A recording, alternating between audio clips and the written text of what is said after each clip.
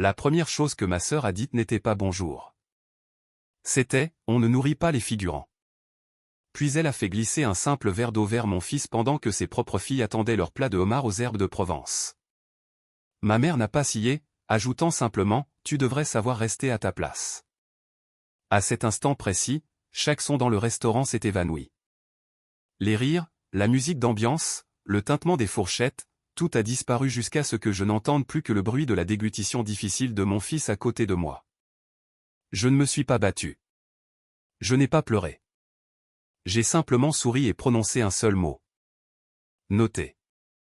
Avant de vous raconter ce qui s'est passé quand le chef est arrivé, dites-moi d'où vous regardez. Et quand vous entendrez la suite, dites-moi ce que vous auriez fait. L'Ambroisie était le genre d'endroit que les gens réservaient des mois à l'avance. L'éclairage doux et tamisé, les banquettes d'un gris océan apaisant, la carte des vins qui pouvaient à elle seule payer un mois de loyer. Ma sœur Sandrine l'avait choisi, le qualifiant de célébration parfaite pour de vraies réussites. Traduction, l'admission de ses filles dans de prestigieuses écoles supérieures. Je n'avais rien dit, simplement confirmé que nous serions là. Sandrine a toujours aimé recevoir. Elle disait que cela lui donnait le sentiment d'être généreuse. Mais ce qu'elle aimait vraiment, c'était la scène que cela lui offrait. Maman, Monique, s'épanouissait également dans cette lumière, regardant sa fille préférée jouer à la perfection le rôle du succès. J'avais vu cette pièce des centaines de fois. Mon rôle était immuable. Silencieuse, polie, superflue. Lucas, mon fils, était assis à côté de moi, ses épaules trop larges pour sa veste, une mèche de cheveux tombant sur ses yeux. Il a 14 ans, mais il croit encore que la gentillesse a de la valeur. Il a souri à ses cousines quand nous sommes arrivés, mais elles ont à peine levé les yeux de leur téléphone. Léa et Emma, 16 ans toutes les deux, étaient des images miroirs, à la couleur de cheveux près. Des sourires parfaits. Le genre de confiance qui vient quand on vous a répété toute votre vie que le monde vous appartient déjà. Chloé, tu vas adorer cet endroit, m'a dit Sandrine, balayant du regard la salle à manger bondée. Ils ont un chef qui sait vraiment ce qu'il fait. J'aurais pu lui dire que j'avais personnellement formé ce chef, mais à la place, j'ai souri. Je suis sûr qu'il est excellent. L'hôtesse nous a conduits à une banquette d'angle offrant une vue imprenable sur la cuisine ouverte. Chaque table était occupée. Les serveurs se déplaçaient en un ballet rythmé, tablier noir impeccable, voix claire et discrète. C'était mon restaurant, bien que personne à cette table ne le sût encore. J'avais conçu l'éclairage, choisi le marbre du bar, élaboré le menu à partir de zéro. Ce soir, j'étais juste une autre cliente, prétendant avoir ma place dans une famille qui ne m'en avait jamais laissé. Maman a pris le bout de table, ajustant ses lunettes de lecture comme une couronne. Faisons de cette soirée un moment spécial, a-t-elle déclaré. Nous célébrons de grandes réussites. Léa rayonnait. Emma s'est penchée pour murmurer à sa sœur des histoires de choix de résidence universitaire. Lucas est resté silencieux, étudiant le menu, faisant semblant de ne pas remarquer que personne ne lui demandait ce qu'il aimerait. J'ai essayé de me concentrer sur lui, pas sur l'attention palpable. Il avait tellement grandi cette année, sa voix plus grave, ses mains presque aussi grandes que les miennes. Je voulais qu'il voie une forme de force qui n'était pas bruyante, celle qui reste immobile jusqu'au moment propice pour agir. Quand le serveur s'est approché, Sandrine a commandé le vin le plus cher. Les jumelles prendront le homard, a-t-elle annoncé comme si c'était une tradition ancestrale. Puis, me jetant un coup d'œil. J'espère que ça ne te dérange pas. J'ai hoché la tête. C'est ton dîner. Elle a eu un sourire, fin et acéré. Exactement. Alors que le serveur s'éloignait, j'ai senti le même vieux courant se resserrer autour de la table, la vanité de Sandrine, le silence approbateur de ma mère, ma propre retenue. Cette soirée n'avait rien à voir avec la famille. C'était une question de hiérarchie. Et bien que personne ne le sût encore, cette hiérarchie était sur le point de basculer. La serveuse qui s'est approchée était une jeune femme nommée Manon, pleine d'assurance mais prudente. Je l'avais embauchée moi-même des mois auparavant, mais elle ne m'a pas reconnu dans ce contexte. Pas avec mes cheveux lâchés et un sourire tranquille à la place d'un presse-papier. « Que puis-je vous servir à boire » a-t-elle demandé, son stylo prêt. Sandrine a répondu la première. Une bouteille de Chablis premier cru pour la table. Bien sûr, a dit Manon en le notant. Et pour vous, monsieur? Lucas a levé les yeux. Puis-je avoir une eau gazeuse avec du citron, s'il vous plaît? Avant que Manon ne puisse acquiescer, Sandrine l'a coupé. Il prendra de l'eau du robinet, dans un verre normal. Lucas a cligné des yeux. Oh, je pensais juste, c'est très bien comme ça, a-t-elle dit en balayant son objection d'un revers de main. L'eau gazeuse, c'est pour les invités d'honneur, n'est-ce pas, les filles? Léa et Emma ont échangé un regard, mais sont restées silencieuses. Je pouvais voir l'inconfort dans leur posture. Elles n'étaient pas cruelles, juste entraînées à rester du côté de leur mère. Manon a hésité, ses yeux se tournant vers moi pour confirmation. J'ai fait un minuscule hochement de tête. Elle a noté, eau du robinet, et a continué. L'atmosphère s'est tendue. Ma mère a comblé le silence. C'est agréable que nous soyons tous réunis, même si certains d'entre nous n'ont pas l'occasion de faire ça très souvent. Son ton était lisse, travaillé, mais j'en ai perçu le tranchant. J'avais été la cible de ce ton toute ma vie. Lucas a tenté sa chance à nouveau. Je peux prendre les pâtes aux crevettes et pistou? Elles ont l'air vraiment bonnes. Sandrine n'a même pas levé les yeux de son menu.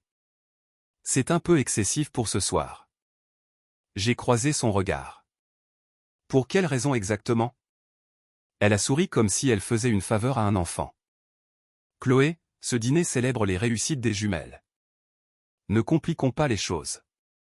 Pas la peine que tout le monde commande comme si c'était sa grande soirée. Ma voix est restée calme. Il a faim, Sandrine. Alors il mangera en rentrant à la maison, a-t-elle dit finalement, en fermant son menu. On ne nourrit pas les figurants. Pendant une seconde, personne n'a respiré. Les mots ont atterri comme du verre brisé. Même la table voisine s'est tue. Lucas fixait la nappe, clignant des yeux trop vite. Je pouvais voir la rougeur s'accumuler autour de ses yeux. Maman a posé son verre de vin. Sandrine a raison, ma chérie. Ce soir, c'est pour les filles. Nous avons tous notre place. Voilà, la confirmation, nette et définitive. Quelque chose a cliqué en moi. Pas de la colère, exactement, mais une forme de précision. Une vie entière à avaler des moments comme celui-ci m'avait rendu très doué pour une chose, me souvenir. Manon est revenue avec les boissons. Elle a fait glisser les verres en cristal vers Sandrine, ma mère, les jumelles. Puis le simple verre d'eau du robinet, le poussant doucement vers Lucas. Le son qu'il a fait contre le bois était plus fort qu'il n'aurait dû l'être. Lucas a murmuré, merci, mais n'a pas bu. J'ai regardé Sandrine, sa manucure parfaite tenant le pied de son verre de vin, et j'ai souri. Notez. Elle a froncé les sourcils. Qu'est-ce que ça veut dire? Juste que je t'ai entendu. Elle a eu un petit rire. Bien. Alors passons à autre chose. Mais nous n'allions pas passer à autre chose. Pas ce soir. J'avais déjà décidé que cette leçon ne se terminerait pas à cette table. Je n'ai pas touché à mon vin. Le pied du verre était froid entre mes doigts, mais mes pensées étaient stables, mesurées. Sandrine parlait de dissertation pour les candidatures et de stages d'été comme si elle donnait un séminaire sur la réussite. Maman hochait la tête en rythme, souriant fièrement. Je regardais Lucas pousser l'auréole de condensation que son verre laissait sur la nappe, traçant des cercles pour s'empêcher de pleurer. Il fut un temps où j'aurais dit quelque chose, où je me serais défendu, où je l'aurais défendu. Mais ce soir, il ne s'agissait pas de se disputer. Il s'agissait de se rappeler qui détenait le vrai pouvoir dans cette pièce. Manon est repassée près de notre table, déposant le premier plat, des huîtres de Marennes-Oléron pour la table. Sandrine a agité la main vers le couvert vide de Lucas. Il n'en a pas besoin. Manon a hésité. Vous êtes sûre, madame? La voix de Sandrine s'est aiguisée. Certaine. Manon m'a regardé. Je lui ai fait le plus petit des hochements de tête. Elle est partie, mais j'ai surpris une lueur d'inconfort dans ses yeux. Elle savait que ce n'était pas juste. Elle savait aussi que je m'en occuperais. Tandis que Sandrine continuait de parler, j'ai laissé mon esprit vagabonder, non pas pour m'échapper, mais pour calculer. J'ai pensé au contrat dans le tiroir de mon bureau, aux fiches de paie, au personnel que j'avais personnellement interviewé, y compris Manon et le chef Laurent. J'ai pensé à chaque nuit passée à transformer une cuisine en faillite en ce restaurant prospère. C'était presque drôle, d'une manière cruelle. Sandrine avait choisi cet endroit pour marquer les esprits. Elle ne réalisait simplement pas quel nom figurait sur l'acte de propriété. Lucas s'est penché plus près. « Maman, on peut partir ?» J'ai secoué légèrement la tête. « Pas encore. » Il avait l'air confus. « Mais je ne vais pas, tu vas manger, » ai-je dit doucement. « Attends un peu. » Ses yeux ont cherché les miens, et quelque chose en lui s'est détendu. Peut-être qu'il ne comprenait pas, mais il me faisait confiance. Le deuxième plat est arrivé, des plats de homard aux herbes de Provence pour les jumelles, un loup de mer rôti pour Sandrine, des coquilles Saint-Jacques poêlées pour maman. Les assiettes brillaient sous la lumière des suspensions. L'odeur de beurre et d'ail flottait dans l'air. Sandrine a fait teinter son verre. Au succès. À nos filles qui nous rendent si fiers. Lucas a attrapé son verre d'eau. Sa main tremblait. Je l'ai attrapé sous la table, pour la stabiliser. Tout va bien, ai-je murmuré. Quand j'ai relevé les yeux, Sandrine m'observait. Tu es silencieuse ce soir, Chloé. Tout va bien? Parfaitement, ai-je dit en souriant. Bien, a-t-elle répondu. C'est juste que parfois, je crains que tu ne prennes les choses trop à cœur. Pas cette fois. Elle a froncé les sourcils, ne sachant que faire de mon ton. Maman a changé de sujet, parlant de maisons de campagne et de projets de voyage. J'ai laissé la conversation me survoler. J'avais fini d'écouter. Manon est passée à nouveau et j'ai attiré son regard. Je n'ai pas dit un mot, juste une subtile inclinaison de la tête vers la cuisine.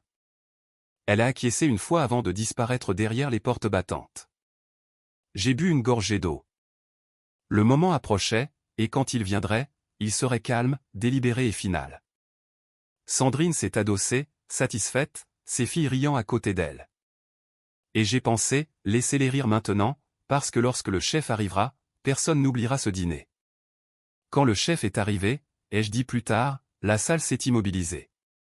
La porte de la cuisine s'est ouverte et le chef Laurent est sorti, s'essuyant les mains sur un tablier blanc. C'était un homme de grande taille, avec ce genre de calme qui pousse les gens à écouter avant même qu'il ait parlé. J'ai vu le moment où Sandrine a réalisé que quelque chose clochait. Manon le suivait de près, son carnet serré dans ses mains comme si elle se préparait à un impact. « Chef Laurent » ai-je appelé, ma voix stable mais assez claire pour que les tables voisines entendent. « Pourriez-vous vous joindre à nous un instant ?» Sandrine s'est figée au milieu d'un rire. « Chloé, qu'est-ce que tu… » Juste une petite présentation, ai-je dit. Laurent s'est approché de la table. « Bien sûr, madame. »« Tout se passe bien ?»« Tout est parfait, » ai-je dit. « Je pensais juste que ma famille aimerait vous rencontrer. Voici ma sœur Sandrine, ma mère Monique, mes nièces Léa et Emma, et mon fils Lucas. » Laurent a hoché la tête poliment. « Enchanté de vous rencontrer. » Je lui ai souri.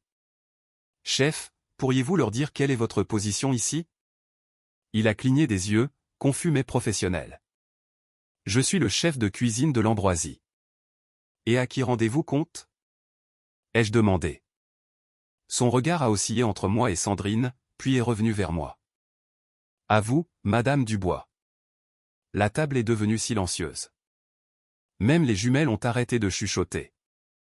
La main de maman s'est crispée autour de son verre de vin. Sandrine a tenté de rire. « Attends, tu veux dire qu'elle travaille ici ?» Non, les jeux interrompus doucement. Je ne travaille pas ici. Je possède cet endroit. Le restaurant, le bâtiment, la société. L'Ambroisie est à moi. Sa bouche s'est entr'ouverte. Ce n'est pas, il y a 18 mois, ai-je dit, j'ai racheté les parts des investisseurs. Chaque fiche de paie, chaque bouteille de vin, chaque homard qui sort de cette cuisine passe par ma signature.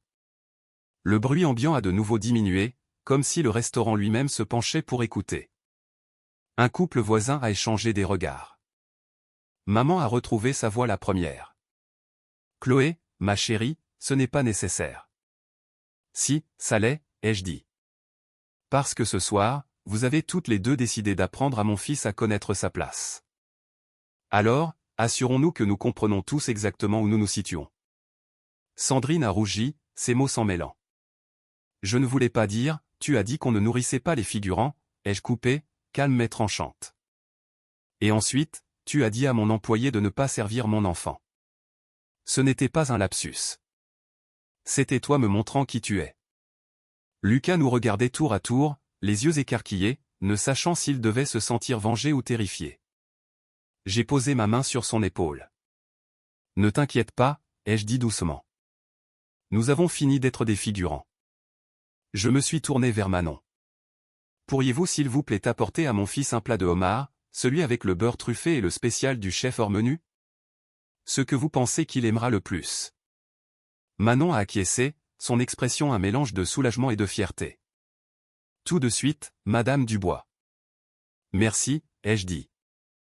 Et assurez-vous de lui apporter la belle verrerie. La voix de Sandrine s'est brisée. Tu nous mets dans l'embarras. Je l'ai regardé, souriant toujours. C'est drôle. C'est exactement ce que tu voulais me faire, n'est-ce pas? Maman est intervenue, son ton suppliant. Chloé, s'il te plaît. Nous sommes une famille. Une famille? Ai-je dit, laissant enfin un peu d'acier percer dans ma voix.